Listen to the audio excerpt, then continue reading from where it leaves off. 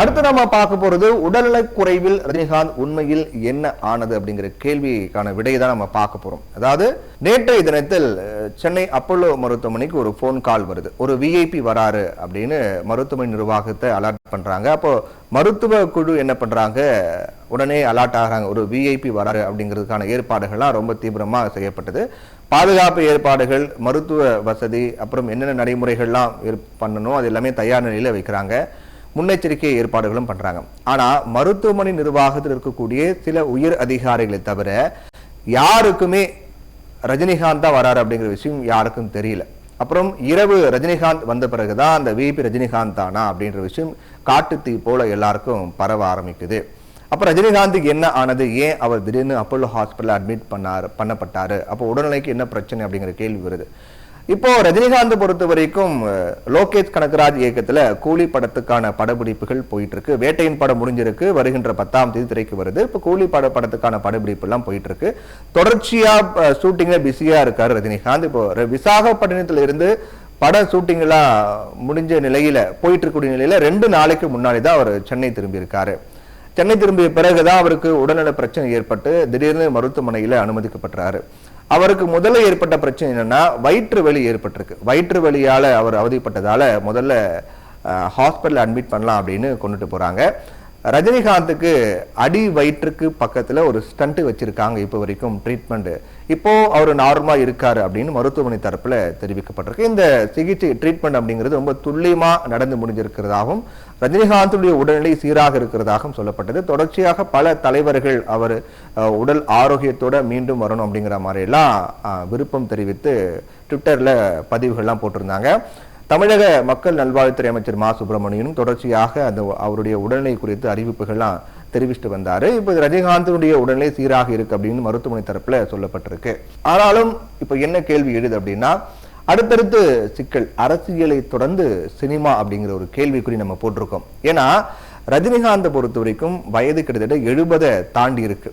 அப்போ அவருக்கு வயது அப்படிங்கிறது ஒரு மிகப்பெரிய மைனஸா இருக்கு. ஏன்னா ஒரு வயது 70 தாண்டி கிட்டத்தட்ட பல படங்களுக்கு மேல அவர் நடிச்சு முடிச்சிருக்காரு. இப்ப 70 வயதை தாண்டி இருக்க ரஜினிகாந்த் இன்னமும் சினிமாவில் ஒரு டாப் ஹீரோவா இருந்துட்டு இருக்காரு. அப்படி இருக்கக்கூடிய சூழ்நிலையில அவர் 70 வயதை கடந்தாலும் கூட உடல் பிரச்சனை அப்படிங்கிறது அப்பப்போ அவருக்கு வந்துகிட்டே தான் இருக்கு. அவர் உடல்நிலை பொறுத்த வரைக்கும் ஒரு ஆரோக்கியமான ஒரு உடல்நிலை இல்லை அப்படிங்கிறதா உண்மையா இருக்கு. அதெல்லாம் ஒரு மருத்துவ சிகிச்சை மூலமாக அந்த சவாலையும் அவர் நிறைவேற்றிட்டு அதை கடந்து படப்பிடிப்புகளை கலந்துகிட்டு இருக்காரு ரஜினிகாந்த். ஏன்னா இதுக்கு முன்னாடி அவருக்கு என்னென்ன பிரச்சனை ஏற்பட்டது அப்படின்னு நம்ம பார்த்தோம்னா, 2011ஆம் ஆண்டு உடல்நலக் குறைவு ஏற்பட்டு சென்னை போரூரில் இருக்கக்கூடிய ராமச்சந்திரா மருத்துவமனையில சிகிச்சைக்காக அனுமதிக்கப்பட்டார் ரஜினிகாந்த் 2011. அப்போ அவருக்கு நீர்ச்சத்து குறைபாடு இருந்துச்சு. அதனால அவருக்கு சிகிச்சை ட்ரீட்மெண்ட் வழங்கப்பட்டது. அப்போ அவருடைய உடல்நிலை மோசமானது, இம்ப்ரூவ்மெண்ட் இல்ல, மோசமானது காரணத்தால் உடனே என்ன பண்ணாங்க, சிங்கப்பூர்ல இருக்கக்கூடிய ஒரு பிரைவேட் ஹாஸ்பிட்டலுக்கு கூப்பிட்டு போனாங்க. அங்க அவருக்கு சிறுநீரக மாற்று அறுவை சிகிச்சை செய்யப்பட்டது. அப்போ ஒரு மாதத்துக்கு மேல சிங்கப்பூர் மருத்துவமனையில ரஜினிகாந்த் தங்கியிருந்து ட்ரீட்மெண்ட் கொடுக்கப்பட்டது. இது 2011. அப்புறம் 2020ஆம் ஆண்டு அண்ணாத்த படம் அந்த ஷூட்டிங் போயிட்டு இருக்கும்போது ஹைதராபாத்ல இருக்கக்கூடிய அப்போலோ மருத்துவமனையில ரஜினிகாந்த் அனுமதிக்கப்பட்டாரு. கொரோனா அறிகுறி இருந்தது அப்படின்ற காரணத்துக்காக அவர் தனிமைப்படுத்திக் கொண்டு அங்கிருந்து நேரடியா ஜூப்ளி ஹில் பகுதியில் இருக்கக்கூடிய அப்போலோ மருத்துவமனையில அனுமதிக்கப்பட்டார் ரஜினிகாந்த். அப்போ எடுக்கப்பட்ட கொரோனா பரிசோதனையில நுரையீரல் தொற்று பாதிப்பு காரணமாக கொஞ்சம் நாளைக்கு அவர் சிகிச்சையில் இருக்கணும். அதுக்கு பிறகு அவர் வீடு திரும்பினாரு. அப்போதான் அரசியலுக்கு வரும் எண்ணத்தை அவர் கைவிட்டார். ஏன்னா தொடர்ந்து எனக்கு உடல்நல பிரச்சனை, சிறுநீரக மாற்று அறுவை சிகிச்சை பண்ணியிருக்காங்க, தொடர்ந்து உடல்நல பிரச்சனை இருக்கு, தீவிர அரசியலுக்கு வந்தால் வயதையும் ஒரு காரணம் காட்டி என்னால் ஆக்டிவா செயல்பட முடியாதுங்கிறதுக்காக அவர் அதுக்கு முன்னாடி இருக்கும் அரசியலுக்கு வருவேன்னு சொன்னவர் உடல்நல பிரச்சனை காரணம் காட்டி அதுக்கு பிறகு அரசியல இருந்து நான் விலகிறேன், ஒதுங்குறேன் அப்படின்ற அறிவிப்பை வெளியிட்டார். அப்புறம் அறிவிப்பு வெளியிட்டு தொடர்ந்து அவர் படங்கள்ல நடிக்க ஆரம்பிச்சாரு. அப்போ அவர் அரசியலை விட்டு விலக முக்கியமான காரணமாக இருந்தது உடல்நலக் குறைவு தான். அதுக்கு பிறகு அவர் படங்களை பிஸியா இருக்கும் போது கூட அப்பப்போ அவருக்கு பிரச்சனை ஏற்பட்டதா இருந்தது. இப்போ 2021ஆம் ஆண்டு மூளைக்கு செல்லக்கூடிய நரம்பியல் பாதிப்பு இருப்பது கண்டுபிடிக்கப்பட்டது. அதுக்கப்புறம் அவர் ஆழ்வார்பேட்டையில் இருக்கக்கூடிய காவிரி மருத்துவமனையில சிகிச்சைக்காக அனுமதிக்கப்பட்டிருந்த அவருக்கு 4 நாட்கள் மேல் சிகிச்சை கொடுக்கப்பட்டது. அதுக்கு பிறகு அவர் கொஞ்சம் அறிவுறுத்தல்கள், டாக்டர்கள் சில அட்வைஸ்லாம் கொடுத்து அவருக்கு வீட்டுக்கு அனுப்பிவிட்டாங்க. இப்போ மீண்டும் அவருக்கு பாதிப்பு ஏற்பட்டிருக்குது. ரஜினிகாந்துக்கு 73 வயது.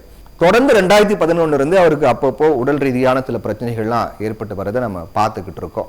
அப்படி இருக்கும்போது இப்போ என்ன கேள்வி எழுது அப்படின்னா, உடல்நலக்குறைவு காரணமாக தான் ரஜினிகாந்த் அரசியலை விட்டு விலகினார்.